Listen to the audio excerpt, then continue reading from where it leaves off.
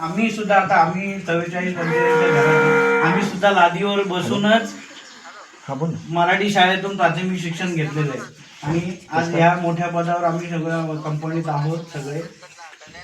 असंच आम्ही आमचं कार्यरत अध्यक्षांच्या मार्गदर्शनाखाली गावागावात दुसऱ्या गावात असे करत राहू. आज या गावात आम्हाला सेवा करण्याची संधी मिळाली त्याबद्दल आणि असंच शिस्तबद्दल आहे जसं मॅडमने बोलल्या आणि लगेच मुलं अशी ताटमानेने लगेच अशी म्हणजे एक कुठेतरी एक ऊर्जा स्थापन झाली आणि तीच ऊर्जा नेहमी सतत अशीच ठेवा.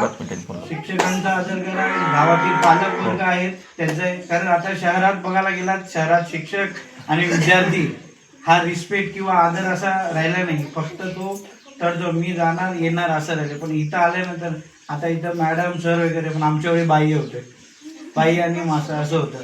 पण ते घरचं रिलेशन असं वाटायचं. असंच खेळी मिळेल शिक्षण घ्या, मोठे व्हा, गावी सतत या, गावीच्या शेतीवर पण लक्ष द्या, कारण आम्ही सुद्धा देतो. कारण नुसतं मुंबईला जाऊन काम करणं आणि घरी येणं, कारण मी माझ्या मुलांना मी गावी घेऊन येतो दर महिन्याला 15 दिवसाला.